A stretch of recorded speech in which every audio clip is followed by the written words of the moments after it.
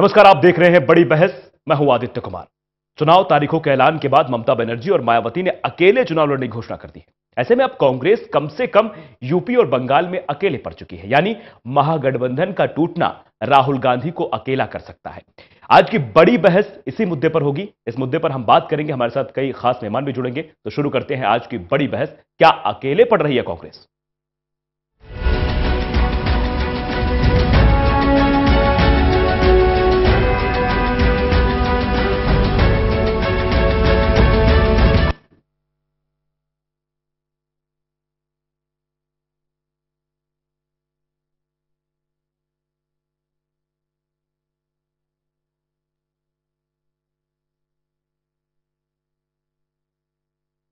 तो क्या अकेले पड़ रही है कांग्रेस? इस पर चर्चा करेंगे। हमारे साथ खास मेहमान जुड़े हुए हैं। हमारे साथ राजेश यादव जी हैं, प्रवक्ता कांग्रेस हैं। शंभुनाथ शुक्ला जी हैं, वरिष्ठ पत्रकार। बहुत बहुत स्वागत है आपका। और कुछ ही देर में हमारे साथ यशवीर राघव जी, प्रवक्ता बीजेपी, जुड़ेंगे थोड़ी देर में। तो साफ तौर पर आज हम इसी पर चर्चा करेंगे, क्योंकि तृणमूल कांग्रेस की प्रमुख ममता बनर्जी ने लोकसभा चुनाव के मद्देनजर प्रत्याशियों की लिस्ट जारी कर दी है। वहीं बसपा ने ऐलान कर दिया है कि किसी भी पार्टी के साथ गठबंधन न कर अकेले ही दम पर चुनाव लड़ेंगी। ऐसे में कुछ महीने पहले गठबंधन के चल रहे शानदार खेल पर एक लगाम सी लग गई है, जिसमें सबसे अधिक नुकसान कांग्रेस को हो सकता है, क्योंकि कांग्रेस के लिए उत्तर प्रदेश और पश्चिम बंगाल दोनों ही अहम मायने रखते हैं। ऐसे में अब कांग्रेस का क्या होगा, इस रिपोर्ट में देखिए। दीदी ने नहीं दिखाई ममता, पंजा छुड़ाकर हाथी चला मतवाली चाल। अब तेरा क्या होगा कांग्रेस? न ममता दीदी ने दिखाई दया, माया ने भी दूर किया अपना साया। अब तेरा क्या होगा कांग्रेस? वाकई ममता बनर्जी और मायावती के नए रुख के बाद कांग्रेस के लिए चिंता का विषय ये है कि लोकसभा चुनाव में इन दोनों राज्यों की रणनीति क्या होगी, क्योंकि पश्चिम बंगाल और उत्तर प्रदेश से ये दोनों ऐसे राज्य हैं जिन पर लोकसभा चुनाव का खासा प्रभाव रहता है। वर्तमान से थोड़ा पीछे जाएं तो एक वक्त था कि हर कोई ये सोचकर परेशान था कि अगर महागठबंधन तैयार हो जाता है और अगर महागठबंधन को विजय हासिल होता है तो देश का प्रधानमंत्री कौन होगा। उस वक्त की तैयारियों को देखकर भी ऐसा लग रहा था कि महागठबंधन तकरीबन तैयार ही है। ममता दीदी की दिल्ली दौड़, 28 से 30 पार्टियों का दिल्ली में जुटना और संयुक्त बैठक का होना इस बात को बखूबी दर्शा रहा था। लेकिन लोकसभा चुनाव की तारीखों की घोषणा होते ही सब कुछ बदल गया है। उत्तर प्रदेश में बसपा की मुखिया मायावती ने घोषणा कर दी है कि वे इस चुनाव में किसी भी पार्टी के साथ गठबंधन नहीं करेंगी। जाहिर है इस चुनाव के लिए उन्होंने अपना नाता कांग्रेस से भी तोड़ लिया है। ऐसे में उत्तर प्रदेश में अब एक बार फिर से सपा और बसपा में तगड़ी टक्कर होने की उम्मीद है। वहीं बीजेपी भी पिछली बार की 71 सीटों के साथ अपना अलग दमखम दिखाएगी। ऐसे में शायद कांग्रेस के लिए उत्तर प्रदेश में कुछ भी नहीं बच पाता है, क्योंकि ओबीसी और मुस्लिम सपा को, दलित वर्ग बसपा और सवर्ण भाजपा को पसंद कर सकते हैं। अब जरा पश्चिम बंगाल की ओर रुख कर लेते हैं, जहां फिलहाल तृणमूल कांग्रेस की सत्ता है। साथ ही इस राज्य में ममता बनर्जी का खासा प्रभाव है। हालांकि ममता बनर्जी ने महागठबंधन की खूब अगुवाई की थी, लेकिन वर्तमान में परिचय बदल चुका है। ममता दीदी ने पश्चिम बंगाल के सभी 42 सीटों से अपना उम्मीदवारों की लिस्ट घोषित कर दी है, जिसके बाद जाहिर है कि वो किसी के साथ गठबंधन नहीं करने वाली है।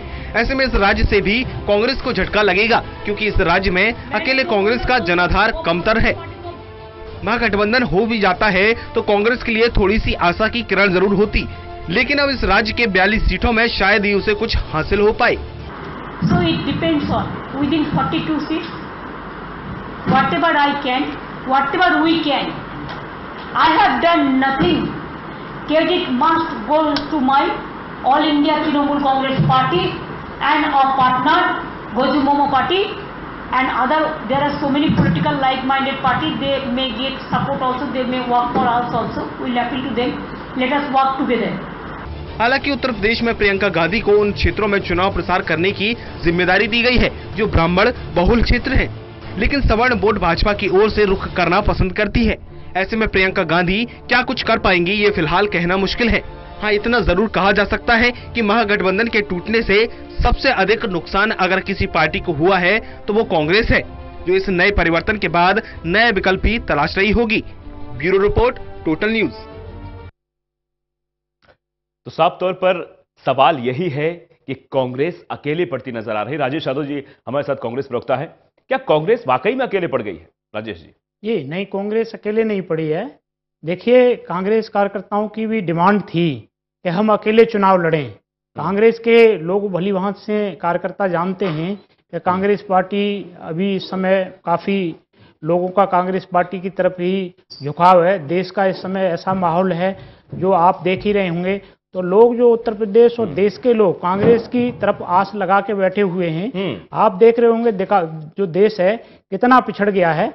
तो आप देखिए, जो उत्तर प्रदेश के लोग हैं और भी देश के लोगों ने, जो कार्यकर्ता थे कांग्रेस के और जो लीडर थे कांग्रेस के, उन्होंने डिमांड करी थी कि हम अकेले चुनाव लड़ें उत्तर प्रदेश के अंदर, और वहां जो है प्रियंका गांधी जी को लेके आए। प्रियंका गांधी जी को राजनीति में प्रवेश होना चाहिए, ये लोगों की वहां की इच्छा थी। तो आप देखिए, प्रियंका गांधी भी राजनीति में आ गई हैं, आपने देखा भी होगा।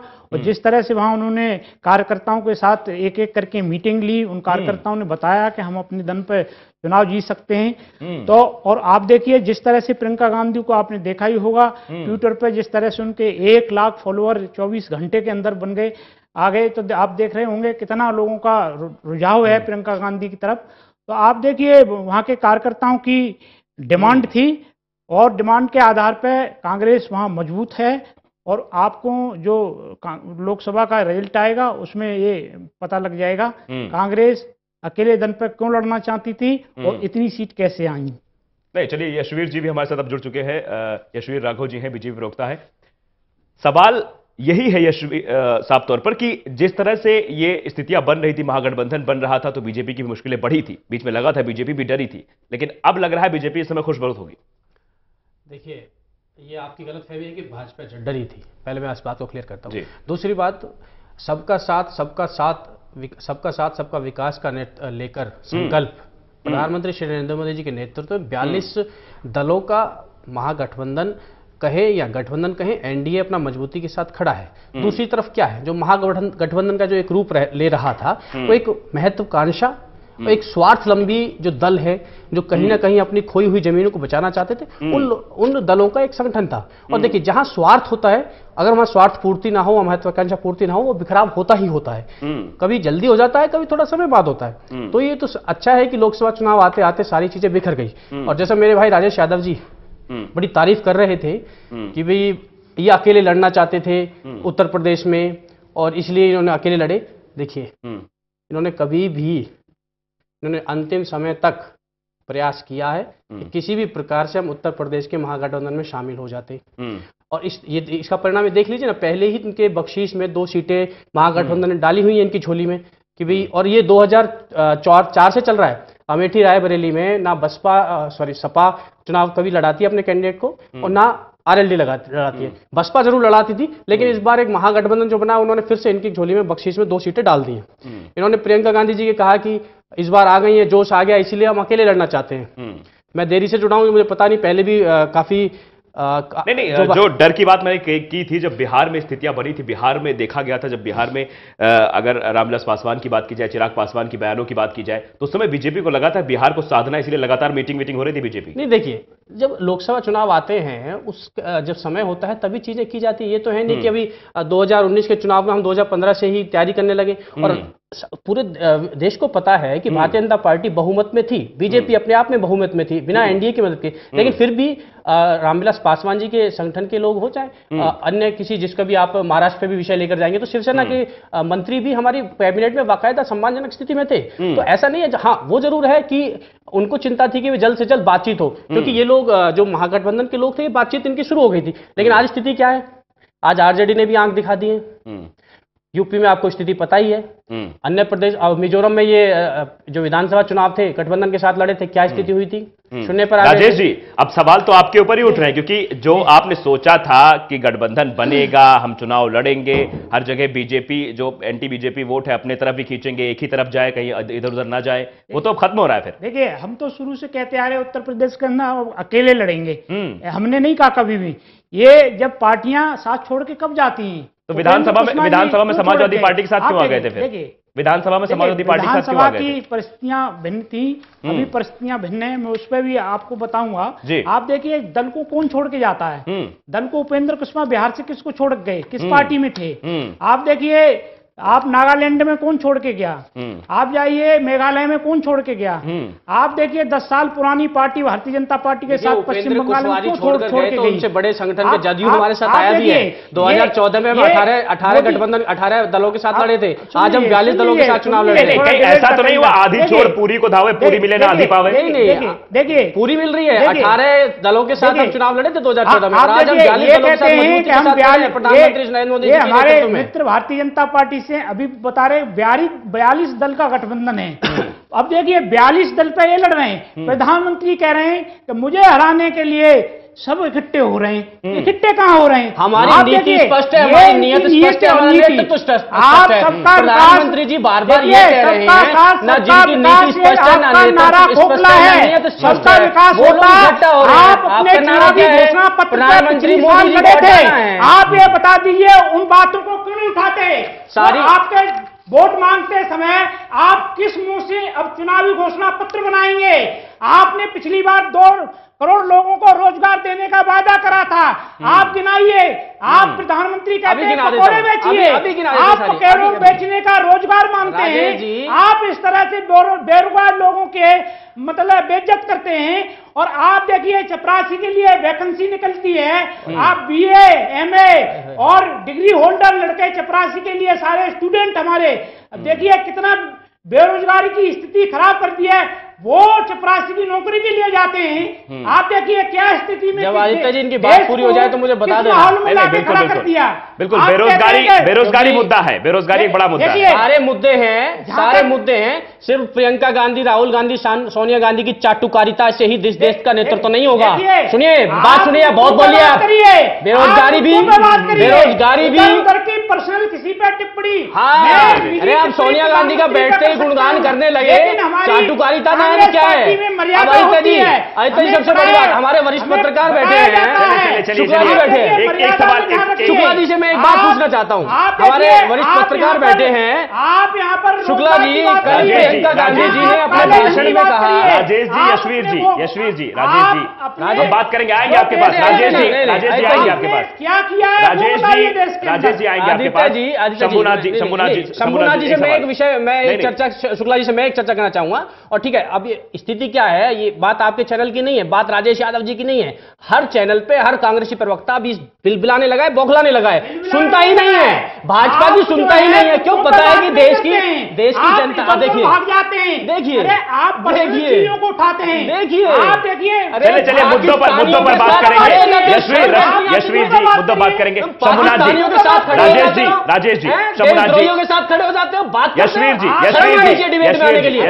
यशवीर जी, शुक्ला जी, मैं आपसे एक बात निवेदन करना चाहूँ। शुक्ला जी, शुक्ला जी से पूछिए, मुद्दा है जिनकी बात कर रहे हैं उनको। अरे तो गठबंधन मुद्दा है तो बेरोजगारी पे भी बात करेंगे, राष्ट्रद्रोह पे भी बात करेंगे, आप जो पाकिस्तान का गुणगान करेंगे उस पे भी बात करेंगे, आतंक के विनाश पे भी बात करेंगे, भारत के विकास पे भी बात करेंगे।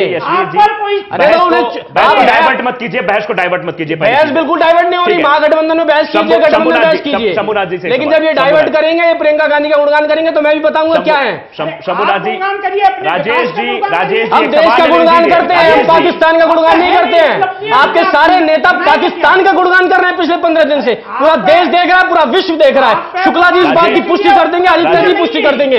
राजेश जी, शंभुनाथ जी, एक सवाल बहुत अहम हो जाता है कि गठबंधन पर हम चर्चा कर रहे हैं और साफ तौर पर गठबंधन की जो कयास लगाई जा रही थी, 3 बड़े नाम थे, 3 बड़े नाम सामने आ रहे थे गठबंधन को लेकर। उम्मीदवारी की ये पहले ही था कि दूल्हा कौन होगा, बारात तो तैयार है, उसी को लेकर आज जैसे ममता बनर्जी की अगर बात की जाए, इधर मायावती की बात की जाए, तो स्थितियां उत्तर प्रदेश में भी भिन्न दिख रही हैं। उत्तर प्रदेश पहला बड़ा राज्य है, दूसरे नंबर पर पश्चिम बंगाल है, तो वहां भी स्थितियां अब कहीं ना कहीं ममता बनर्जी के सीट घोषणा के बाद, उम्मीदवारी घोषणा के बाद अब कहीं ना कहीं गठबंधन की स्थिति तो लगभग महागठबंधन की जो कयास लगाए जा रहे थे वो खत्म माने जा रहे हैं। देखिए, अब जो महागठबंधन जिस तरह से जो बन रहा है, अब मुझे जो लगता है कि एक तरह से 3 फोर्सेस सामने हैं। जैसे पहले होता था कांग्रेस, बीजेपी और तीसरा मोर्चा, है ना, कुछ इस तरह की स्थितियां उभर कर सामने आ रही हैं। जैसे दोनों पार्टी ये कह रहे हैं कि ना हम कांग्रेस से कोई समझौता करेंगे और बीजेपी समझौता करने का कोई प्रश्न ही नहीं उठता। लेकिन 1984 के बाद से जो भी सरकारें बनी उनको फिर उन्होंने एक तय किया कि हम अकेले चूंकि अब बहुमत नहीं पा पाते हैं, इसे कोई अलायंस बना लेंगे। एनडीए बना 98 में, उसके बाद फिर यूपीए बना। ये सही है कि 2014 में नरेंद्र मोदी जी पूरा बहुमत लेके आ गए, बीजेपी पूरे बहुमत से आई, लेकिन उसे अलायंस बनाए रखा।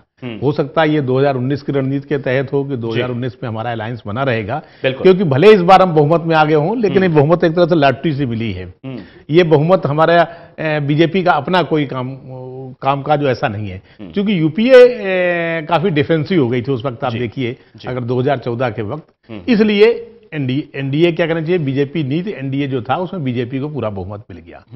इस बार भी यही सोचा गया था कि दोनों पार्टियां कोई ना कोई अलायंस बनेगा। एक एनडीए का तो ऑलरेडी बना हुआ है, जिससे कुछ लोग छोड़ रहे थे, कुछ नए जुड़ रहे थे। दूसरा यूपीए और पहले से ताकतवर बन के उभरेगा। तो यूपीए में देखिए पहले भी ये नहीं थी मायावती, सपोर्ट कर रही थी। 2009 में उन्होंने सपोर्ट किया था, लेकिन मायावती उसमें थी नहीं। यही हाल ममता बनर्जी का था। ममता बनर्जी की बंगाल में सीधी टक्कर एक तो सीपीएम से थी और कांग्रेस से भी थी, क्योंकि कांग्रेस को हटाकर की वो आई थी। पहले बंगाल में 2 ही, मैं तो 3 साल वहां पर जनसत्ता में संपादक रहा हूं, मैं देखता रहा था, तब सीपीएम सरकार थी हालांकि, कि वहां लड़ाई सीपीएम वर्सेस कांग्रेस हुआ करती थी। ममता बनर्जी तब नहीं थी, लेकिन ममता बनर्जी ने एक तरह से कांग्रेस को वहां एकदम बाहर कर दिया और टीएमसी के रूप में एक नई पार्टी सामने आई। टीएमसी जाहिर है, जो टीएमसी ने थोड़ा सा अपीजमेंट भी किया और इसका आरोप उन पर लगता ही रहता है, जो कांग्रेस पर धीरे धीरे क्रमशः गायब होती रही। इस बार लगा था कि चूंकि नेशनल लेवल पे लोकसभा चुनाव हो रहा है और इसमें शायद टीएमसी और कांग्रेस में कोई समझौता हो जाएगा, महागठबंधन बन जाएगा, क्योंकि महागठबंधन का सारा प्रयास ममता बनर्जी की तरफ से बहुत ज्यादा था, क्योंकि शायद वो केंद्र सरकार से बहुत खफा भी रही थी। लेकिन अब जब उन्होंने 42 सूची जारी कर दी तो जाहिर है खत्म हो गया। लेकिन इसमें 2 बातें बीजेपी की तरफ से चली गई। परसों नेतराम के घर पे छापा पड़ता है और नेतराम मायावती के बड़े करीबी अफसर रहे हैं, तो मायावती उससे डरी तो होंगी ही कि अगर ये उन पर हो सकता है तो देर सवेर आंच हम पर पहुंच सकती है। जी। दूसरा, कल जो डेवलपमेंट हुआ कि टीएमसी के बहुत सारे जो सिटिंग एमपी हैं वो भी बीजेपी उन्हें तोड़ने का भी प्रयास कर रही थी, कोशिश जारी थी। अधीर रंजन चौधरी जैसे लोग भी बीजेपी की तरफ से बातचीत चल रही है। अब ये क्या हो जाएगा, इन सब चीजों से ममता बनर्जी भी घबरा गई कि हमें अपनी सीट पहले मजबूत कर देनी चाहिए कि भाई हमारे ये उम्मीदवार है, उसके बाद जो होगा देखा जाएगा। यही हाल मायावती ने भी किया। अब ये इसके बाद पोस्ट इलेक्शन के बाद क्या अलायंस बनेगा ये तो दूर की बात है। तो जरूरी नहीं है कि प्री इलेक्शन अलायंस हो ही जाए, हो सकता है पोस्ट इलेक्शन भी हो, ऐसी कोई बात नहीं है। नहीं साहब, तो देखा जाए तो जिस तरह से बैठक हुई थी, पहली बैठक जब बुलाई थी तो हार्दिक पटेल भी वहां पहुंचे थे। हार्दिक पटेल अब कांग्रेस ज्वाइन कर चुके हैं, मल्लिकार्जुन खड़गे भी उस बैठक में पहुंचे थे, तो वहां भी ऐसा कुछ दिखा नहीं था कि समीकरण दिखते बन रहे, क्योंकि राहुल गांधी वहां उपस्थित नहीं थे। इसलिए भी देखिए दोनों बातें हैं। कांग्रेस को भी लग रहा है कि शायद वो 2009 की तरह यूपी में बेहतर प्रदर्शन कर जाए। हर एक का जो वोट बैंक होता है वो उसे प्रेरित करता है कि नहीं, इस बार नरेंद्र मोदी की हवा नहीं है। मैं ये नहीं कह रहा कि कौन हार रहा है कौन जीत रहा है, उनकी पार्टी के लोगों ने कहा होगा नरेंद्र मोदी की हवा नहीं है। कांग्रेस अगर मतलब पूरी सीटों पे लड़ती है तो उसको बेहतर स्थिति हो सकती है, जैसे कि वो हुई थी आज से 10 साल पहले 2009 में। तो एक तो ये दबाव पड़ा होगा, तो दोनों पार्टियां समझौते पे भी नहीं, कितनी सीटें किसके लिए छोड़ी जाए इस पर राजी नहीं हुई। जैसे शायद 7 या 8 9 सीटें देने को राजी हो गई थी मायावती पहले, बाद में ये भी खत्म कर दिया गया। तो ये कई तरह के दबाव काम करते हैं, लेकिन चुनाव के बाद क्या होगा ये भी कुछ कहा नहीं जा सकता। बिल्कुल। तो साफ तौर पर यशवीर जी है, यशवीर जी, क्योंकि देखा गया पूरे चुनाव में, देखा गया आप अच्छा प्रदर्शन भारतीय जनता पार्टी का 2014 के चुनाव में रहा, लेकिन जब बाई इलेक्शन हुए, चाहे वो कैराना की अगर बात करें, चाहे फूलपुर की बात करें, चाहे गोरखपुर, जहां से कि कभी बीजेपी हारती नहीं और वहां से योगी आदित्यनाथ सांसद थे, वो तीनों सीट गवा बैठे। ध्यान में आ गया आपके सवाल। मैं सारी बातें शुक्ला जी ने जैसे कहा, तीसरे मोर्चे का जिक्र जैसे शुक्ला जी ने किया, आप एक बार अब थोड़ा इतिहास में जाएंगे तो शुक्ला जी हर लोकसभा चुनाव से पिछले 10 साल से तो मैं भी देख रहा हूं, आपको ज्यादा अनुभव है, वरिष्ठ हैं आप, कि तीसरे मोर्चे की सुगबुगाहट हर लोकसभा चुनाव से पिछले 2 चुनावों से तो मैं भी देख रहा हूं कि उठती है, लेकिन लोकसभा चुनाव आते आते आते वो मंद हो जाती है, क्योंकि कहीं ना कहीं स्वार्थ और महत्वाकांक्षाओं के कारण वो लोग बिखर जाते हैं। स्वार्थ पूर्ति होती नहीं है, हर व्यक्ति प्रधानमंत्री बनना चाहता है। मायावती चाहती है कि मैं प्रधानमंत्री बनूं, अखिलेश यादव जी चाहते हैं कि मैं वो बने, उधर से लालू यादव जी, उधर से टीएमसी से ममता बनर्जी। दूसरी बात, बेंगलोर में एक दिन राहुल गांधी जी ने कहा कि भाई मुझे अगर प्रधानमंत्री बनाने का मौका दिया जाए तो मैं बनूंगा। शाम होते होते ममता बनर्जी ने क्या बयान दे दिया कि हमें मंजूर नहीं है। उसके बाद अखिलेश यादव जी ने दे दिया, उसके बाद मायावती जी ने दे दिया, उसके बाद लालू यादव जी के पुत्र तेज प्रताप यादव जी ने दे दिया। तो कहीं ना कहीं नीति, नियत और नेतृत्व की अक्षमता और कमी के कारण ये सब स्थितियां हुई हैं। और हमारे राजेश यादव जी ने कहा जैसे कि भाई इनके भी तो 42 दल हैं। देखिए 42 दल हैं, हम पूरे कॉन्फिडेंस के साथ इस बात को कह रहे हैं, आत्मविश्वास के साथ कह रहे हैं कि हम 42 दलों के साथ, नीति स्पष्ट है, नियत स्पष्ट है और नेतृत्व भी स्पष्ट है। नरेंद्र मोदी जी के नेतृत्व में हम चुनाव लड़ने वाले। नहीं, दिक्कत कहां हो गई? मैंने जो सवाल आपसे किया, दिक्कत कहां हो गई? तीन बाई इलेक्शन जो हुए थे, हाँ बाई इलेक्शन, उसकी भी जवाब दे रहा हूं मैं। देखिए बाई इलेक्शन जो होते हैं लोकल मुद्दे पे होते हैं, लोग वहां पे प्रधानमंत्री का पद तय नहीं हो रहा होता है, वो वहां ये तय नहीं हो रहा होता है कि प्रधानमंत्री का कौन बनेगा। वहां लोकल मुद्दे कहीं ना कहीं जुड़ जाते हैं। आपके नेताओं ने लोकल मुद्दे उठाए नहीं थे, वहां लोकल विकास नहीं किया, कुछ भी कारण रहा हो, मैंने कहा हम तो हार मानी है।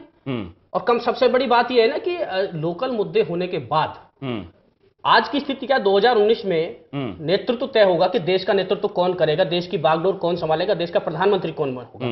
और हर देश के हर 125 करोड़ नागरिकों के दिल में, जहन में ये विषय है कि प्रधानमंत्री हमें देश का तय करना है सांसदों के माध्यम से। लेकिन जो उपचुनाव होते हैं वहां ये रहता है कि एक सांसद तय करना है, वह कहीं ना कहीं लोकल हो जाता है, कारण हो जाते हैं, किसी से पर्सनल मतभेद हो जाते हैं या किसी कुछ भी कारण हो सकते हैं। हार हुई है, दो बड़ी सीटें थी, एक डिप्टी सीएम एक सीएम थे। कह रहे हैं हार हुई है, वहां लोकल कारणों से हुई है हार, मान रहे हैं हम तो हार, हम तो उसमें कोई सफाई दे ही नहीं रहे। कहीं ना कहीं हो सकता है कुछ कोई नाराजगी हुई हो, कुछ कैंडिडेट से नाराजगी हुई हो, कुछ भी हो सकता है, कारण रहा होगा कुछ भी। और उसको मूल्यांकन किया भी रहा होगा। 2019 में टिकट्स का वितरण भी उसी हिसाब से पार्लियामेंट वोट कर रहा है। जी चलिए, तो सवाल तो आपसे ही बनता है, क्योंकि साफ तौर पर देखा जाएगा राजेश जी, क्योंकि अब तो स्थितियां जो है आपके काबू में नहीं है। अब क्या करेगी कांग्रेस, क्या रणनीति नई? क्योंकि प्रियंका गांधी एक जो तुरुप का इक्का था उसको तो चल चुकी है कांग्रेस। देखिए काबू में क्यों नहीं, आप देखिए, आपने देखा होगा छत्तीसगढ़ के और मध्य प्रदेश के चुनाव हुए थे, तो आप सारे जितने भी देश के किसी भी मीडिया ने ये नहीं दिखाया छत्तीसगढ़ में कांग्रेस की सरकार बन रही है। 10 सीटें 12 सीटें दिखाते थे और भारतीय जनता पार्टी को 2/3 बहुमत से दिखाते थे। देखिए क्या हुआ हसन। और एक मतलब ऊर्जा बरकरार है छत्तीसगढ़ मध्य प्रदेश। और देखिए ये बोल रहे हैं कि लोकल चुनाव थे, लोकल चुनाव विधायक का होता है कि सीएम जहां बना होता है तो पार्टी का झुकाव रहता है। ये तो देश के प्रधानमंत्री का सांसद प्रधानमंत्री को चुनते हैं। आप देखिए प्रधानमंत्री को सांसद द्वारा, और प्रधानमंत्री ने चुनाव के समय 9 किलोमीटर को चुनाव खत्म होने के बाद कैसा रोड शो करा, देखा ही होगा आपने। पूरी दम लगा दी, पूरी ताकत लगा दी, तब भी राजस्थान भी हार गए, यहां भी हार गए। तो चर्चा कर रहे हैं क्योंकि गठबंधन जो है, महागठबंधन की जो कयास लगे थे, जो एक तस्वीर बनी थी महागठबंधन की जिसमें सभी नेता शामिल हुए थे, 22 दल करीब शामिल हुए थे, हुआ था कि एक महागठबंधन तैयार हो रहा है जो बीजेपी के खिलाफ होगा। लेकिन वो महागठबंधन अब बिल्कुल टूटता नजर आ रहा है। कहीं अगर पश्चिम बंगाल की बात की जाए, उत्तर प्रदेश की बात की जाए, लगातार आपसे बात करेंगे राजेश यादव जी, क्योंकि जिस तरह से आम आदमी पार्टी भी शामिल थी, आम आदमी पार्टी महागठबंधन के उन 22 जो लोग हैं, 22 दल है उनमें भी है, तो आम आदमी पार्टी से गठबंधन क्यों नहीं किया? वो तो बेताब है आपसे गठबंधन करने के लिए, चाहे दिल्ली की बात करें, पंजाब की बात करें, हरियाणा की बात करें। देखिए आम आदमी पार्टी ने जो देखा होगा आपने, वो गठबंधन के न तो मूड में थे। नहीं, वो तो कह रहे हैं, बार बार चिल्ला कह रहे हैं, ट्वीट कर रहे हैं, राहुल जी कर लो। वो एक दिखावा कर रहे थे। दूसरी बात, दिल्ली की कांग्रेस की जो पार्टी के जितने कार्यकर्ता हैं वो भी नहीं चाहते हैं गठबंधन हो। उसका रीजन है, आप ये देखिए, दिल्ली में 15 साल कांग्रेस को सेवा करने का मौका मिला। आप देख लीजिए, दिल्ली की स्थिति देख लिए, दिल्ली को काया पलट कर दिया। आप अब दिल्ली की स्थिति देख लिए, बदहाली देख लिए दिल्ली की। दिल्ली के लोग पछता रहे हैं, वो सोच रहे हैं किस समय आए और हम कांग्रेस को दोबारा से लेके आए। आप देख रहे होंगे जितने भी दिल्ली के अंदर फ्लाईओवर से लेके, पहले स्थिति ये थी, हम भी जब लोग जाते थे स्कूटर से जाते थे तो व्हाइट कपड़े एक दिन दोपहरी तक खराब हो जाते थे और मुंह बिल्कुल काला हो जाता। सीएनजी बसों से लेके, मेट्रो से लेके, सारे फ्लाईओवर से लेके इतनी सुंदर सड़कों का निर्माण किया कांग्रेस ने, विकास। चलिए वो तो मुद्दे हैं, उन पर बात करेंगे, लेकिन गठबंधन क्यों नहीं हो पा रहा है? देखिए ना, हम सक्षम है वहां जीतने के लिए। क्या कांग्रेस नहीं, मनस्थिति ये बन गई है। सवाल राजेश जी, सवाल यह है कि क्या कांग्रेस की मनस्थिति को लेकर सारे दल कांग्रेस से कह रहे नहीं, दूर रहो हम कांग्रेस के पास नहीं जाए? नहीं, देखिए कांग्रेस के पास पास आना चाहते हैं बहुत सारे। और कांग्रेस जहां सक्षम है, दो चीजें हैं, भारतीय जनता पार्टी कौन हराएगा? कांग्रेस पार्टी। भाई राष्ट्रीय लेवल पर कौन पार्टी है? कांग्रेस और बीजेपी। आप देखिए तो जो है लोगों को पता है अच्छी तरह से, ऐसे ही उत्तर प्रदेश में होने वाला है।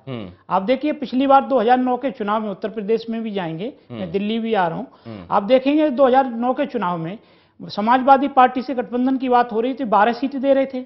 कितनी जीती हमने? 22 सीटें। कोई कहता था, कोई कह रहे इनकी एक भी नहीं आएगी, 2 आएंगी, 2 से ऊपर कोई कह रहे। आप देखना उत्तर प्रदेश के अंदर विभिन्न स्थितियां होंगी और दिल्ली के अंदर बहुत ही सारी की सारे 7 की 7 सीटें आएंगी कांग्रेस पार्टी को। 7 की 7 आएंगी, मतलब बीजेपी के खाते में शून्य जाएगी। बिल्कुल नहीं आएंगी। बीजेपी तो हार रही है पूरी तरह दिल्ली में। देखिए कहना है, गिनवा देता हूं आपको, 1 मिनट और लूंगा आपकी। देखिए एमसीडी के अंदर आप देखेंगे, एमसीडी के अंदर सीलिंग से लेके किसकी सरकार है आप देखिए, और सीलिंग से लेके कन्वर्सिंग चार्ज से लेके जो कांग्रेस ने करा के 8 साल के बाद जो कंटिन्यूअस देंगे, 8 साल बाद समाप्त हो जाएगा। ये नोटिस दे रहे हैं, जबरदस्ती ले रहे हैं, और नहीं ले रहे हैं तो सील कर रहे हैं दुकानें। आप देखिए जो सरकारी कर्मचारी हैं, सफाई कर्मचारी हमारे एमसीडी के, उनकी सैलरी नहीं दे रहे हैं। मतलब कांग्रेस के साथ खड़े हैं, पूरे कर्मचारी कांग्रेस के साथ खड़े हैं। किस तरह से लोग खड़े हैं, लोग कह रहे हैं कि किस समय आए, हम कांग्रेस को दोबारा देखना चाहते हैं। लोग क्या है, रियलिटी तो ये है, लोग विकास देखना चाहते हैं, विकास के नाम पे देंगे विकास। जो यशवीर जी, विकास कांग्रेस पे चल गया, अब तो आप एक एबीसी नहीं पा रहे, शून्य पे जाएंगे। जुमलों से नहीं, यशवीर जी शब्दों का थोड़ा सा हेरफेर कर गए, उस शब्द पे भी आऊंगा। पहले मैं आपको बता दूं, मायावती जी ने नवंबर 2018 में एक बयान दिया था, प्रेस पढ़ के ही बोलती हैं, सबने देखा है, कि कांग्रेस एक घमंडी पार्टी है। तो ये घमंड तो हमारे बीजेपी की विचारधारा वाली बताती है कि जैसी बीजेपी वैसी कांग्रेस, उन्होंने वैसे ही कहते हैं। राजेश यादव जी ने जिस तरह से कहा कि हम 7 सीट जीत रहे हैं, तो उससे अंदेशा हो जाता है। अभी कुछ चैनलों ने सर्वे निकाला, सर्वे किया दिल्ली का, हरियाणा का, कई प्रदेशों का किया। दिल्ली में तो 7-0 का, तो 7, चलो हाँ ठीक है, चलो ठीक है मान लेते हैं, सर्वे भी आप नहीं मानेंगे। लेकिन आप जनता के बीच जाइए राजेश जी, आपको अंदाजा हो जाएगा।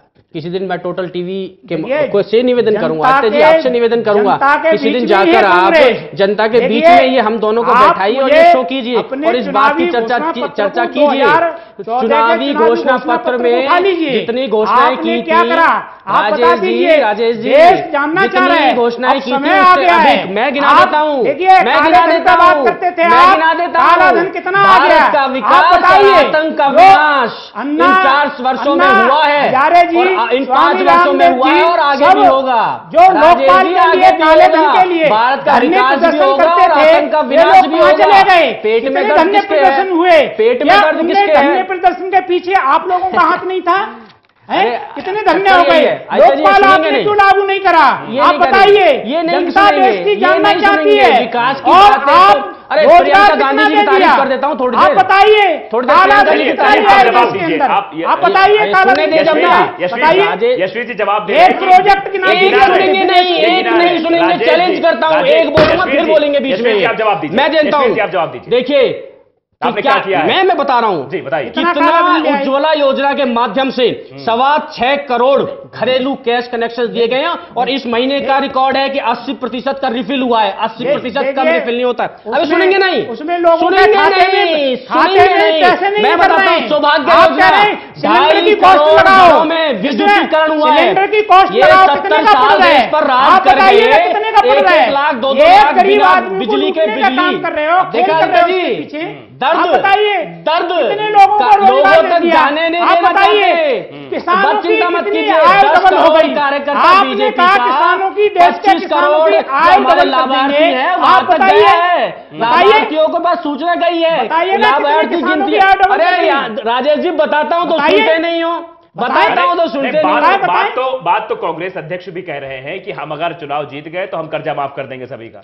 अरे कर्जा माफ छोड़िए, आज तक किसानों को कर्जा माफ का लॉलीपॉप देते आए हैं। 2-3 महीने हुए हैं राजस्थान मध्य प्रदेश में, करोड़ों का घोटाला कर दिया। 2 घंटे में दिखा के कर दिया। हाँ, और घोटाले कर दिए। आप 2 घंटे में करके दिखा दिया, 2 घंटे में दे दिया। कमलनाथ ने, अशोक गहलोत ने किस प्रकार से योगी जी ने घोटाले किए, 36,000 करोड़ रुपए उत्तर प्रदेश घोटाले का आरोप नहीं लगाया, 3 रुपए का, देखो रट के 18 रुपए में चेक दिया राजेश जी, राहुल गांधी की रट के बताया करो, राहुल गांधी मत बोलो, तत्वों पे बात नहीं आप, राहुल गांधी की रट के मत आओ। चलिए एक सवाल यार देखो, ना तो क्वेश्चन पूछते हैं ना तो आप उपलब्धियां सुनने को राजी, आप उस क्वेश्चन ना का तो जवाब उपलब्धियां सुनने को राजी, ना आप देश के साथ खड़ा होने को राजी, बताइए, ना देश की अरे सेना को देश के साथ खड़ा होने को आप राजी। देखिए, आप देश के वायुसेना साथ पे आरोप आप लगाएंगे, उस पार्टी आप को वायुसेना के गिनाएंगे, जनरल देश पे के आरोप साथ- लगाएंगे, देश के साथ खड़े ना नहीं हो रहे, उपलब्धियां जिसका सुनेंगे, इतिहास है, घोटाले, आपकी क्या चलिए, भूमिका रही है, देश की आजादी रही है कि अब तक? आपने ब्रेकिंग नहीं चलाई, राजेश जी, आदित्य जी आपने एक ब्रेकिंग नहीं चलाई, राहुल गांधी का भी नाम आ गया उस घोटाले में, जो जमीन इन्होंने खरीद फरोख्त की है संजय भंडारी के माध्यम से, चलाई या नहीं चलाई आपने? चुनाव में चलानी चाहिए। राजेश जी, अब जीजा के साथ सौदा भी फंसेगा, जीजा सालब दोनों, राजेश जी, आप तत्वों पे बात करिए।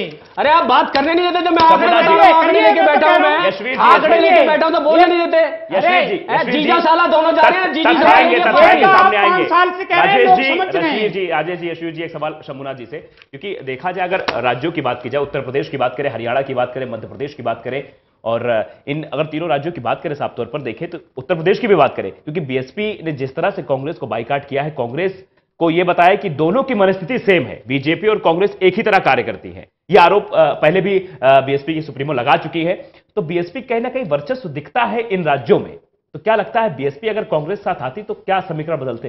देखिए शंभुनाथ जी, देखिए एक सवाल और जोड़ना चाहूँ शंभुनाथ जी, कि कल एक वक्तव्य दिया गया, जिस गांधी का नाम इतने वर्षों से इस्तेमाल करके गांधी का नाम खा रहे हैं लोग, कमा रहे हैं, उस पर प्रियंका गांधी जी ने कल बयान दिया कि मैं पहली बार, अरे मुझे राजेश जी बोल लेने दीजिए कि मैं पहली, अरे गांधी जिंदाबाद, गांधी जिंदाबाद, ये मुद्दा नहीं है यार, ये मुद्दा नहीं है, हम गठबंधन पर चर्चा कर रहे हैं। राजेश जी, यशवीर जी, हम चर्चा गठबंधन पर कर रहे हैं, हम चर्चा गठबंधन दुनिया भर के करोड़ों रुपए गठबंधन पर कर रहे हैं। मुद्दे मत भटकाइए, साबरमती आश्रम कांग्रेस से शर्म नहीं आई? 45 साल में पहली बार निवेदन है कि मुद्दा मत भटकाइए, मुद्दे पर रहिए। एक सवाल जो अहम था, शंभुनाथ जी जवाब, शंभुनाथ जी जवाब दीजिए। उस मुद्दे पे कल बहस हो चुकी है। एक मिनट, हाँ आज की बात, आज के मुद्दे पे बात करिए। मुद्दा ये है कि जो आपने पूछा कि मायावती एक ताकत है, मैंने पहले भी कहा कि मायावती निश्चित तौर पे एक ताकत है उत्तर प्रदेश में, भाई इतनी बार मुख्यमंत्री रही हैं, और एक दलित वोट बैंक, उनका एक सॉलिड वोट बैंक है, एक जमाने में जो कांग्रेस के पास हुआ करता था। और 2007 में जो विधानसभा चुनाव जीती हैं तो कांग्रेस से एक वोट बैंक को और छीन ले गई थी, वो था उनका ब्राह्मण वोट बैंक, है ना। तो ऐसा नहीं कि मायावती इतनी कमजोर हो, लेकिन मायावती कई बार दबाव में आकर राजनीति करती हैं। जैसे एक बार उन्होंने विधानसभा चुनाव में तो पहले समझौता नहीं किया, लेकिन विधानसभा चुनाव हो गए तो उनके विधायक ने, एक विधायक तो जो राजस्थान में जीता वो नोएडा के ही है, अवाना महोदय, जोगिंदर अवाना, उन्होंने कहा कि अब हमारी पार्टी कांग्रेस को सपोर्ट करेगी, यानी जो रूलिंग पार्टी हो गई उसको सपोर्ट करेगी। यही उन्होंने मध्य प्रदेश में किया। तो चुनाव के बाद वो क्या अलायंस में किसके साथ जाएंगी, इस पर कुछ स्पष्ट तौर पर नहीं कहा जा सकता है। चुनाव के पहले वो दूसरे दबाव में रहती हैं। मैंने पहले भी कहा, परसों नेतराम के यहाँ छापा पड़ा था, उससे मायावती भयभीत भी हो गई, क्योंकि नेतराम उनके सबसे करीबी अधिकारी थे। ऐसी बहुत सारी बातें हैं। ये एक ऐसा नहीं कि बीजेपी राज में होता था, कांग्रेस भी इसका पूरा इस्तेमाल करती थी। मुलायम सिंह को भी डराती थी सीबीआई से, और मायावती को भी डराती थी। ये वही परंपरा बीजेपी ने भी ग्रहण की कि सीधे कभी मायावती को डराना, कभी मुलायम सिंह को दबाव में ले लेना। मुलायम सिंह तो दबाव में आ गए, लेकिन उनका बेटा दबाव में नहीं आ रहा। शायद उसके ऊपर उस तरह से भ्रष्टाचार कोई आरोप नहीं जो मुलायम सिंह थे।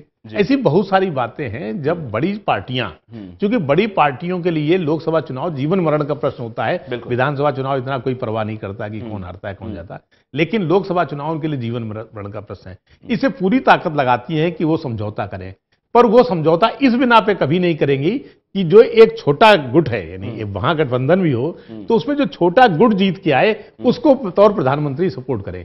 शंभुनाथ जी, एक सवाल और अहम हो जाता है इसमें, क्योंकि समाजवादी पार्टी की अगर बात करें, क्योंकि समाजवादी पार्टी और कांग्रेस ने मिलकर चुनाव लड़ा था, यूपी विधानसभा चुनाव, और उसके साथ साथ अगर देखा जाए तो एक मनसा जो समाजवादी पार्टी की दिखती है कि वो चाहती है, लेकिन मायावती का दबाव उसके ऊपर। नहीं, दोनों देखिए, लोकसभा विधानसभा में तो ये था कि कोई ना कोई विधायक, मतलब जो बनेगा मुख्यमंत्री, वो कांग्रेस बड़ी कमजोर पार्टी थी, उसको मालूम था कि अगर हम जीतती है तो समाजवादी पार्टी के नेता अखिलेश यादव ही मुख्यमंत्री बनेंगे।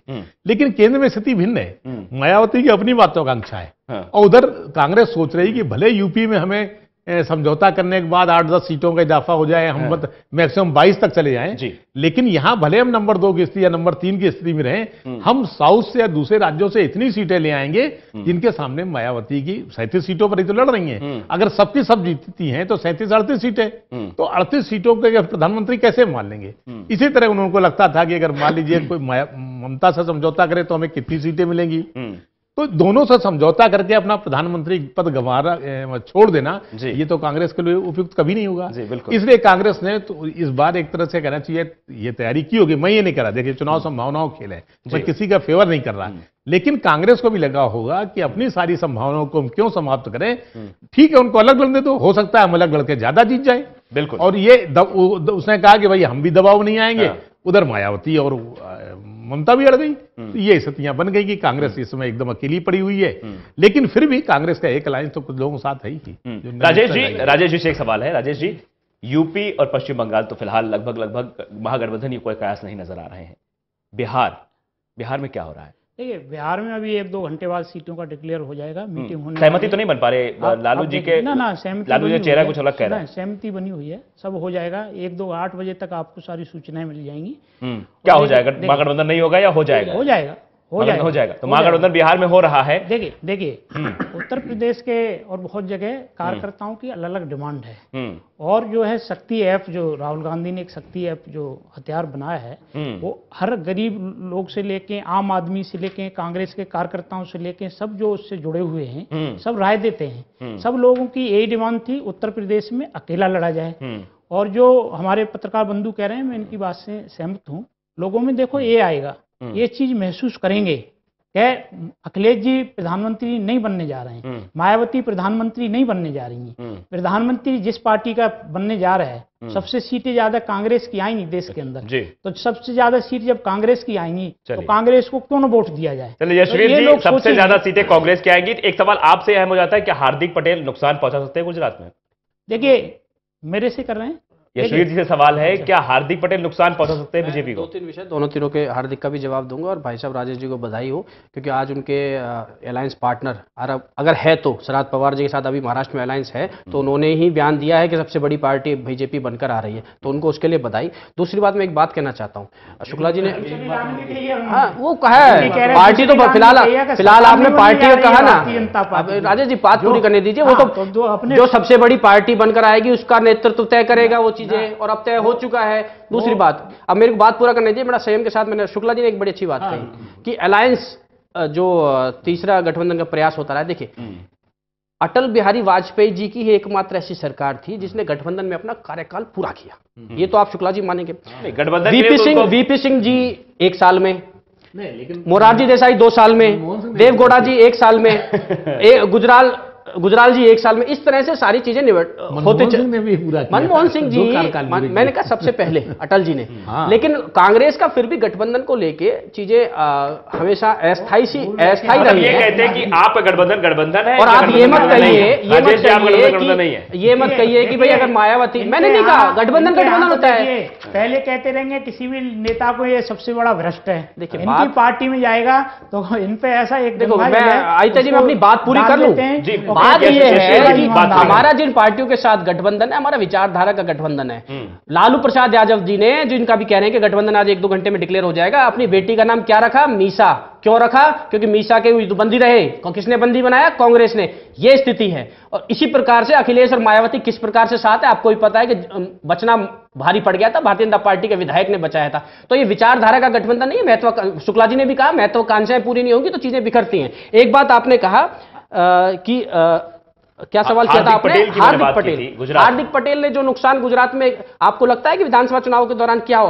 पूरे गुजरात को पता चल गया था। नीचे आ गए आप, सैकड़े से नीचे आ गए। कितने सालों से वहां सरकार है, उन चीजों का भी फर्क पड़ता है हिते जी। दूसरी बात, पूरे गुजरात को पता था, शक था कि ये कांग्रेस का एक मोहरा है।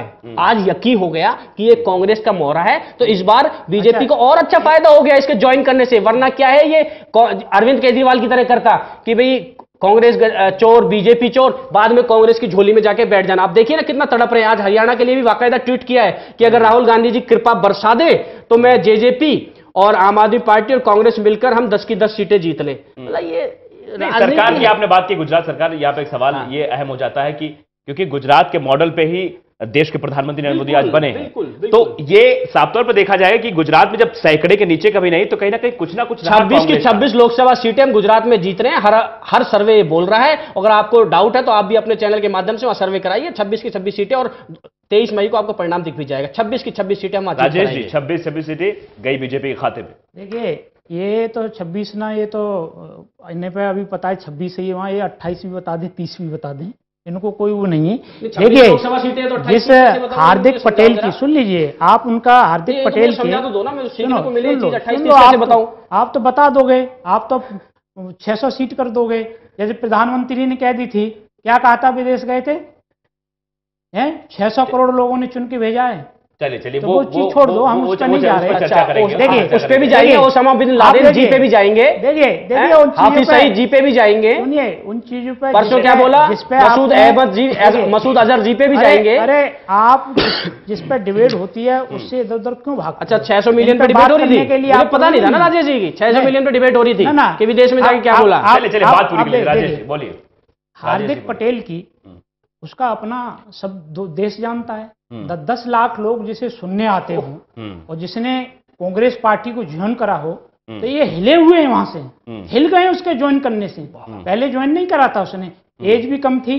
और देखिए जब आदमी भूकंप आ गया था पार्लियामेंट में, आज देश में भूकंप आ गया इसके ज्वाइन करने से हार्दिक पटेल के। आप फिर इधर उधर मत पटकाइए। देखिए जो स्टेज पर खड़े होके जिस पार्टी का दामन थामता है, झंडा लहराता है, लोग उधर देखते हैं कि भाई ये इस पार्टी में है, तो वो लोगों का उनका मतलब हार्दिक पटेल का आना कांग्रेस के लिए फायदेमंद है, बहुत फायदेमंद है। और उसका ये मानेंगे, ये भी हिले हुए हैं, ये मानते हैं, अंदर अंदर मानते हैं, ये मुंह से नहीं बोल सकते। भूकंप आ गया था पार्लियामेंट में, ऐसे हम हिले हुए हैं। आप देखिए जो मॉडल की बात कर रहे थे, अरे मॉडल तो देखिए मोह बोले भाई ने क्या करा।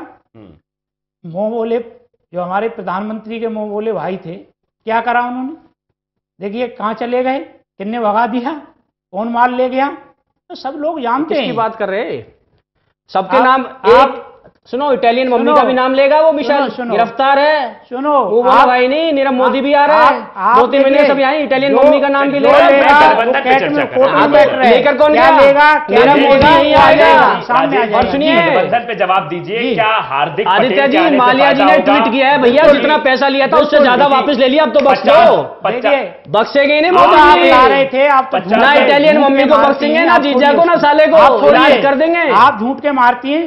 5 साल में ट्विटर पे देख लो, विजय माल्या ने माफी ना मांगी हो कि मैंने जितना पैसा लिया था वापस कर दिया, अब तो बख्श दो। ट्विटर भी आपका ही होगा, तो बख्श दो, लेके आ जाओ ना, छोड़ दो। राजेश जी 50 साल बाद आपकी बैठक हुई कांग्रेस में, सीडब्ल्यूसी की, कांग्रेस वर्किंग कमेटी की बैठक पहली बार हुई है 50 सालों में। तो साफ तौर पर क्या वहां रणनीति कांग्रेस बना रही है? क्या गुजरात को ही फोकस कर रही है? कमेटी की मीटिंग 50 साल में तो नहीं हुई है, पहले 45 साल में प्रियंका गांधी पहली बार गई है साबरमती आश्रम। कुछ लोग कुछ लोग नए भी गए हैं, बहुत सीनियर लोग भी थे, सारे लोग थे। और देखिए जो हर पार्टी जो है मजबूती के लिए अपनी अपनी मीटिंग बुलाती है। पहले भी हमने वहां थी, तभी गांधी याद आए, दोबारा साबरमती आश्रम याद आया। अरे आपके तो गांधी जी है नहीं, आप दूसरे को जिस पार्टी में नेतृत्व आजादी की लड़ाई लड़ी हो, आपका क्या इतिहास है बताइए ना। गांधी जी किसके हैं? देश के हैं, तो आप देश के हैं, किस पार्टी के नेतृत्व में आजादी की लड़ाई लड़ी गई थी, आपको पता नहीं है? पढ़ के आइए, कह रही है कि पहली बार आई साबरमती, पहली बार आई साबरमती, बड़ी बात है। बात करने का एक कोई जनाधान नहीं होता है। अरे जनाधान कैसे नहीं, मोदी जी ने याद दिला दिया आपको। गांधी जी का इतना महत्व इस देश के लिए, वरना 50 साल आप साबरमती आश्रम गए नहीं है। वो तो पटेल जी को भी याद दिलाते हैं, मोदी जी पटेल जी भी याद दिला दिए, उस देश को याद आ गया पटेल जी ने क्या किया और नेहरू जी ने क्या किया। वो हमारे नेता थे, जो किया आपके नेता नहीं थे। आपके नेता थे, जब हमारे आपके नेता थे, लेकिन हमने हमारे सम्मान नेताओं दिया का आप हमने। जो है हमने ठीक सम्मान है, दिया। देश के नेता आप थे। ठीक है, नेतृत्व हाँ, देश का कर रहे थे, देश के बिल्कुल नेता थे, बिल्कुल पार्टी नेतृत्व के। देश का यही कर रहे हैं, तो कांग्रेस एक पार्टी के नाम साथ को साथ कमा रहे हैं। कांग्रेस 50 पार्टी के भी साल से नेता हम थे। आश्रम नहीं गई देखिए, प्रियंका जी, कांग्रेस 50 पार्टी साल के नेता उनकी भी उम्र हो गई, 40 अब- साल से ऊपर आश्रम में अब जा रही हैं और फक्र से बता रही हैं मैं पहली बार शंभूनाथ जी, साबरमती एक, आई हूँ, लास्ट कमेंट लूंगा। पहली बार साबरमती आई हूँ। शर्म आनी चाहिए बोलते में भी। देखिए, शंभूनाथ जी, साबरमती सबको शर्म आनी आश्रम चाहिए। हम ये साल टीवी माथा कैमरा टेकना लेके चाहिए। आपने देखा जिस होगा, गांधी नाम एसपीजी को को आप हटा खा देते रहे हैं, हो, जिस हटिए नाम को हटिए कमा रहे हो, हटिए, जिस नाम मोदी पे आप साहब घोटाले ऐसे कर रहे हो, नहीं करती है जिस प्रियंका नाम पे गांधी आपके पति जी। के करोड़पति प्रियंका हो गए। गांधी ऐसे नहीं करती है, प्रियंका गांधी हर उनको साल हटा माथा दीजिए। टेकना चाहिए आपको। और ये देखिए, चलिए, तो पहली राजेश, बार ये आई हूँ बताने मैं। के लिए शर्म आनी देश चाहिए। के अंदर देखिए रोजगार की बात नहीं करेंगे, ये काले धन पे बात भटकते हैं, क्योंकि ये चुनावी सुनो, घोषणा पत्र अरे में सुनो, किस काले रूप धन में वाले जाएंगे, नहीं आए साले। देश के चलिए, अंदर राजेश किस गांधी रूप परिवार में के आप नाम ले चुनावी रहे हैं। घोषणा पत्र बनाएंगे, सुनो तो सही। देश की जनता राजेश को जी, देखते बेरोजगारी जाइए आप, पे सुनोगे, क्या हाल ना आपका बेरोजगारी करेगी, पे चुनाव में पता लग सुनोगे, जाएगी। ना यशवीर जी एक सवाल राजेश जी, अजय जी ने राजेश कहा जी कि- आपका घोषणा पत्र क्या होने वाला है? देखिए आप घोषणा पत्र क्या, आप क्योंकि देखिए, आप महागठबंधन आप बनेगा तो देखिए, महागठबंधन का कांग्रेस घोषणा पत्र इनका लाएंगे। घोषणा पत्र मोदी हटाओ। घोषणा पत्र देखिए, इनका घोषणा पत्र मोदी हटाओ। यशवीर जी देखिए, सवाल वो तो राजेश छोड़ जी दीजिए, राजेश जी आपसे लोग सवाल क्या ये चाहते है, हैं? सवाल सुन लीजिए, पहले सवाल सुन लीजिए। सवाल ये है कि घोषणा पत्र आपका कैसे बनने वाला है? महागठबंधन को लेकर बनेगा या अकेले दम पे बनेगा? देखिए पार्टियों का अपना अपना घोषणा पत्र होता है, और जहाँ तो इसका मतलब आपका लड़ते हैं, अलायंस देखिए, नहीं होने वाला, फिर आपकी ना, तरफ ना, से अलायंस नहीं हो रहा है? ना देखिए ना, सुनिए, जहाँ हाँ। क्षेत्रीय लेवल पे जहाँ होते हैं, हाँ। तो जैसे बिहार में होगा, हम्म, तो बिहार का घोषणा पत्र उनके, जो राष्ट्रीय हमारा घोषणा पत्र होगा वो अलग, सब पार्टियों का अलग अलग होता है। और आप कांग्रेस के इतिहास में उठा के प्रदेश का देख चुनाव लीजिए, थोड़ी है, राजेश आप जी, थोड़ी लोकसभा प्लीज चुनाव है, प्लीज तो आप थोड़ा सा सारा संयम घोषणा रखिए, पत्र प्लीज बनेगा। प्लीज आप थोड़ा नहीं, मैं संयम आपको थोड़ा रखिए, जोड़ रहा था डिबेट का उसमें तरीका जवाब, रखिए, जवाब, जी, थोड़ा जी, ठीक है ना, मैं ऐड कर रहा था उसमें भाई नहीं, साहब। आप बहुत सज्जन पुरुष हैं, आप थोड़ा सा जी देखिए, आप देखिए, आप जब से देश आजाद हुआ है, जब से कांग्रेस पार्टी के चुनावी घोषणा पत्र उठा के देख लीजिए, उन पे आप देखिए 90% से ऊपर वायदे पे कांग्रेस पार्टी खरी उतरी है, वो देश के धरातल पे जमीन पे उतार के उनको उतारे हैं। आप देख लीजिए, तो लोग देखना चाहते हैं ना, कौन जुमलाबाजी कर रहा है, कौन जो है रोजगार नहीं दे रहा, इतने लोगों की रोजगार की बात करी, किसान पूछेंगे जो हमारी आय और डबल की बात करी थी, आमदनी कहाँ डबल हो गई भाई? ये जो है आलू सड़ गया, गोभी 1 रुपए बिक गई, टमाटर फेंक दिए, चलिए मुद्दों पर बात करेंगे। सारी चीज लास्ट कमेंट ले रहे हैं, लास्ट कमेंट शंभूनाथ जी के पास जा रहे हैं। शंभूनाथ जी, उसके बाद मेरा कमेंट भी है लास्ट। शंभूनाथ जी, क्योंकि जिस तरह से देखा जाए मध्य प्रदेश, छत्तीसगढ़ और जो चुनाव हुए थे राजस्थान में, क्या इसकी ऊर्जा कांग्रेस की दिखेगी इस लोकसभा चुनाव में?